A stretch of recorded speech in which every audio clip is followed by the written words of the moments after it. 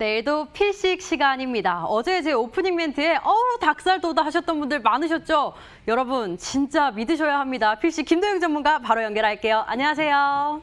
네, 안녕하십니까. 필식이 김도영입니다.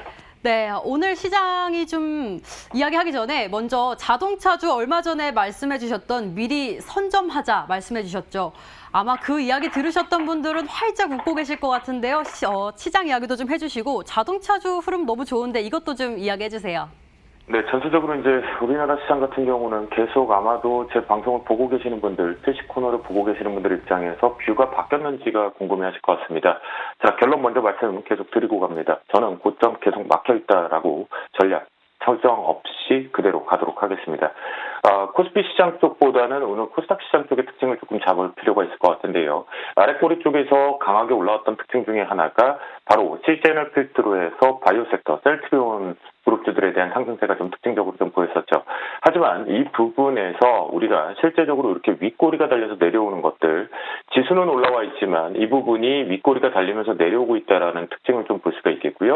또한 제가 실젠을 가지고도 고점 부분에 대해서 이제 보유자의 영역이다라고 표현을 드렸고, 저는 들어가지 않습니다라는 표현을 드렸습니다. 그런 상태에서 윗꼬리가 달렸는데요.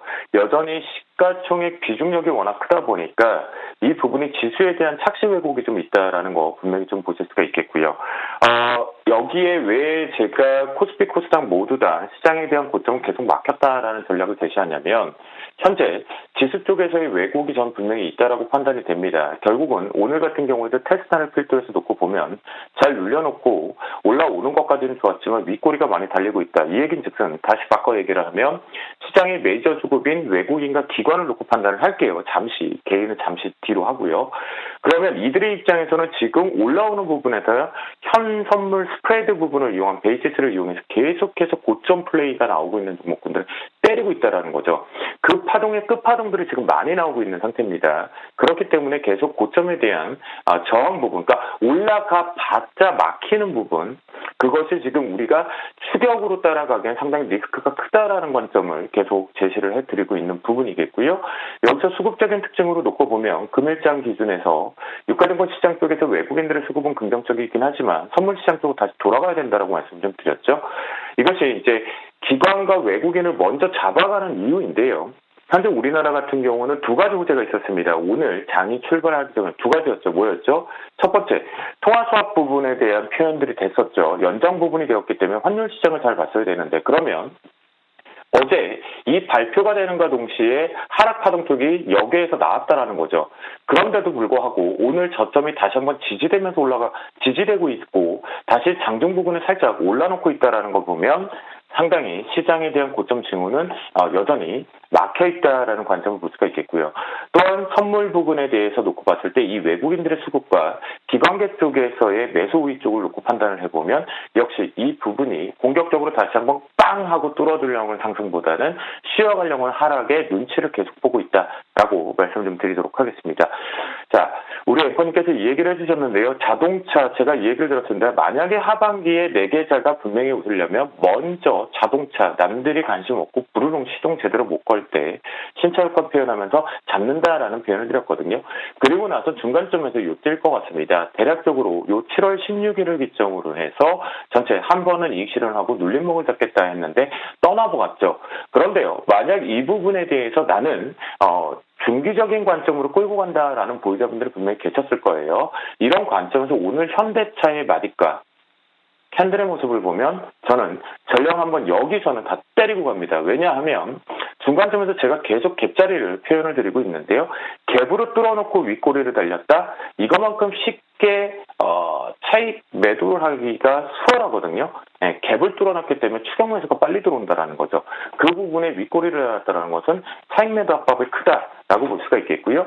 기아차 역시 마찬가지입니다. 전체적으로 지금 기아차는 현대차에 비해서 조금 더 뒤에 부분에서 움직였죠. 7월 22일을 기점으로 해서 눌림목이 들어와서 되돌리면서 막혔다라는 거죠. 그래서 7월 27일 기점으로 한번 챙기고 간다라는 표현을 드렸거든요. 트레이딩적으로 안전하게 매매하자라는 표현을 드리면서 매도 의견을 드렸는데 역시 슈팅이 나갔죠. 그런데 여기도 똑같이 갭. 그러면 결론을 내봅니다. 오늘 시장이 만약에 자동차가 없었더라면 생각을 해보시면 답이 보이실 겁니다. 고점은 막혀 있습니다. 삼성전자도 역시 막혀 있는 상태였거든요. 그런 관점을 놓고 보면 삼성전자가 오늘 재료성도 마무리가 됐고요. 그런 부분을 놓고 봤을 때 역시 고점의 징후는 전 지속된다라고 말씀 좀 드리겠고요. 하지만 이 속에서 여러분들과 제가 먼저 선침해 부품주가 후발주자이긴 하지만 따라가는 부분의 패턴, 바닥권에 있는 종목군들 트레이딩 먼저 잡자라는 부분을 말씀 좀 드렸거든요. 오늘 장대 보면 시간차를 갖고 뽑아 올렸죠. 그러면 만도의 의견이 궁금하실 것 같은데요. 여기 중요한 갭자리를 오늘 메꿨습니다. 그렇다면 역시 제가 보는 관점에서는 한 번은 챙기고 가겠다라는 부분이 오늘의 특징적으로 한번 볼 수가 있겠고요. 또한 여기서 긍정적으로 그래도 매매는 할 수 있고 종목 잠세는 지속된다. 보면 SK마테리얼즈 국산화 쪽으로 특징을 잡아볼 수도 있겠지만 실제적으로 보면 매출 추이가 다각화되고 있고 먼저 쉬었죠. 그러니까 우리가 누가 먼저 쉬었다가 올라갈 건지를 빨리 찾아내야 돼요. 그러면 계좌는 계속해서 핫핑크가 된다는 거 잊지 마셨으면 좋겠다라고 말씀드리도록 하겠습니다. 네, 자동차주 선취매 하셨던 분들 일단 수익 챙기고 나오시고요. 고점 막혀 있습니다. 그럼에도 불구하고 우리는 분명하게 수익을 또 챙겨야 하는데 내일장 전략도 한번 세워볼게요. 내일장 이야기 나누기 전에 먼저 주셨던 종목들 리뷰부터 한번 해볼까요? YIK 어제도 말씀해 주셨는데 누적 수익률 34%고요. 만도도 17%, SK텔레콤도 6% 가깝게 있고 베스파도 6% 넘게 수익이 나고 있는데요. 이 중에서 베스파 AS 한번 해보고 또 내일장 전략도 좀 세워주세요. 네, 전체적으로 이제 어제자에서 제가 이 표현을 드렸습니다. 이 기준 캔들을 우리가 어디서 잡아내느냐가 중요한데 이것이 이제 어제 캔들이었거든요. 그 부분에서 업종에 대한 작은 플로우가 이동되고 있는 경로들이 보였다는 거죠.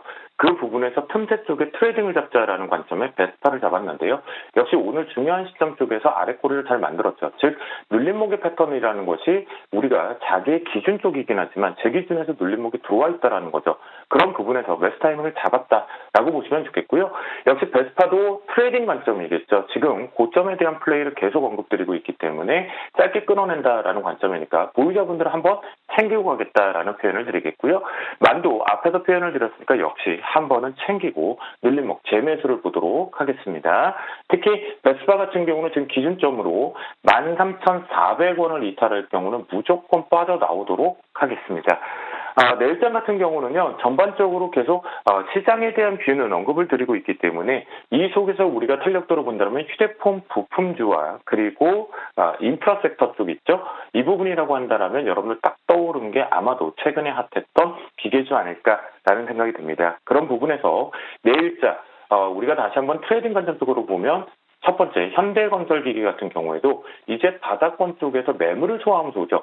자, 여기서 여러분들이 하나, 요렇게 올라오고 요렇게 올라왔다 다중 이후에 했는데 이게 먼저 쉬었을까요? 그렇죠. 결론은 먼저 쉬었다입니다.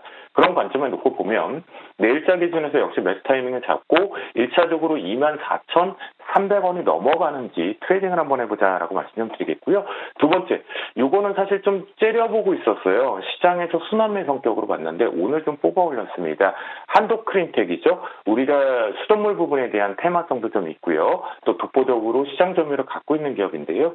그렇다고 한다면 현재 오는 시장 속에서도 수급이 쏠려가면서 올랐다는 건 직전 고점 6월 8일의 고점 24,000원은 뚫어낸다. 그런 부분이라면 역시 추격 매수 관점이라고 하더라도 24,000원 돌파의 목표를 가지고 트레이딩 가자. 시세가 쏠리는 것, 특히 기관 쏠림이 많을 땐 우리는 따라가서 매매를 해야 된다라는 관점 말씀드립니다. 마지막으로요, 시장에 우리가 지금 또 이제 순환매 찾으셔야죠. 그렇죠? 바닥권에 이제 잠깐 들어왔던 것들, 그런 부분에 놓고 보면 기준 캔들이 만들어졌던 레이언스, 매수 타이밍을 잡아보겠고요. 전체적으로 이 부분은 우리가 진단키트 이후에 실제 엑스레이 장비 쪽을 표현해서 재료성이 하나 있기 때문에 트레이딩 쪽으로 바이를 해서 홀딩을 해서 끌고 가서 이 직전 고점 12,500원 뚫어간다라는 관점으로 매매 포인트 잡아보도록 하겠습니다. 네, 내일장 포인트 두 가지 짚어드리겠습니다. 상승할 때 매도하자, 그리고 인프라 관련주, 휴대폰 부품 관련주 집중해보자 두 가지 포인트 챙겨볼게요. MTNW 김도영 전문가와 함께했습니다. 고맙습니다. 감사합니다.